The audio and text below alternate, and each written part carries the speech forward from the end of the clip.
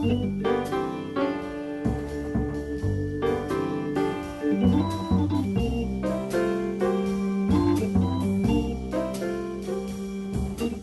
today we have with us Frank Mays from Loyola University of New Orleans, professor of jazz history. Is that right? Right. Jazz history.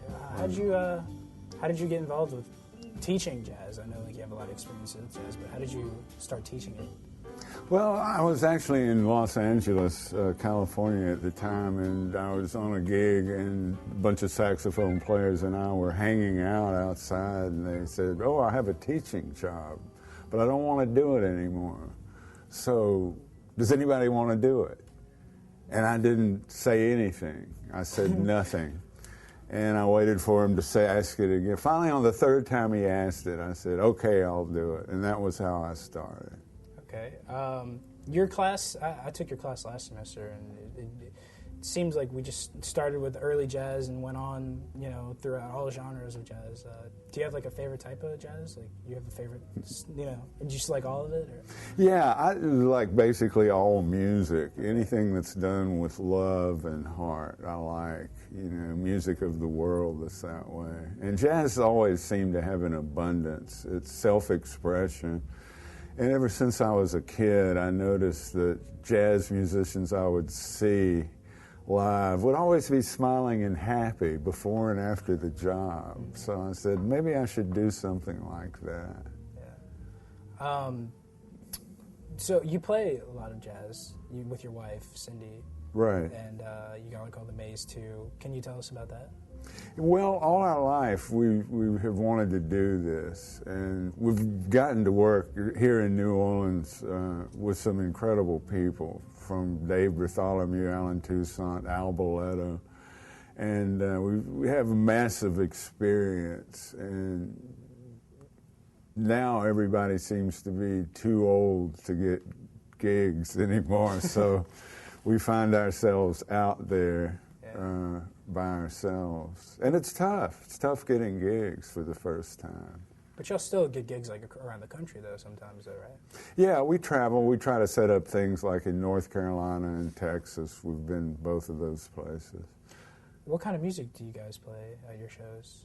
We do a variety, which is probably one of the problems because we can't be identified in any one genre, but we do music of New Orleans, like early quadrilles from the 1850s and 60s, polkas from that time that were written here in New Orleans.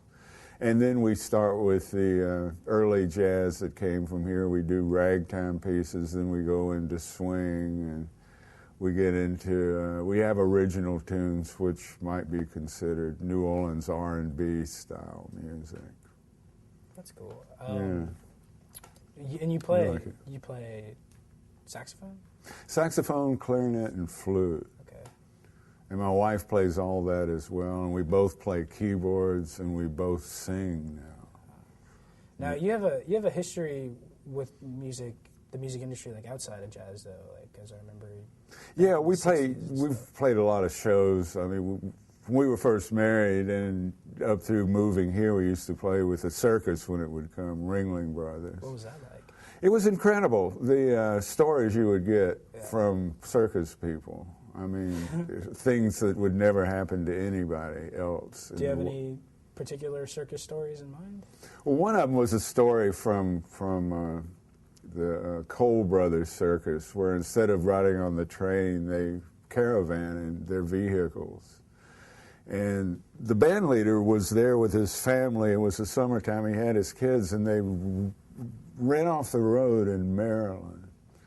And they got stuck in a ditch, and they said, well, he asked me, he says, "What would you think I did?" I said, "Well, you called AAA or a tow truck." He says, "No, not in the circus. The last thing is the elephant wagon."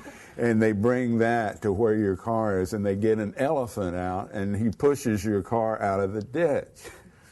And being in Maryland, I thought of the guy that had been out drinking all night, driving by and seeing that, and tried to explain to his wife, "Honey, I saw an elephant pushing a car out of a ditch." That's fantastic. Maybe you should quit drinking. Yeah. And how long ago was that? was... Well, they started, it had to do with contracts with using local musicians in the circus bands. They don't do that anymore. The bands now are self-contained, and much of the stuff is pre-recorded, so they only add a few, and most of it's keyboards now. Wow.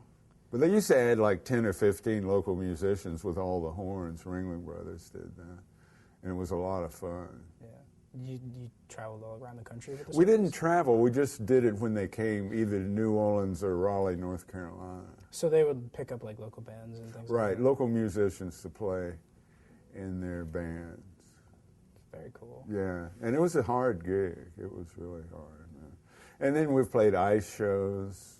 Like ice skating and stuff? Yeah, ice skating, which is funny because my wife one time we were playing at the Superdome, and they changed the bandstand from where we had rehearsed to another spot, and she forgot about it, went through the wrong door, walked out on the ice, not realizing she was on the ice. Cindy, come back! And she finally realized she was on the ice at that point. Oh, well, I think that's all the time we have for today. I'd like to thank you for coming out and helping us out with this. Well, thanks for asking me, man. I feel honored that I was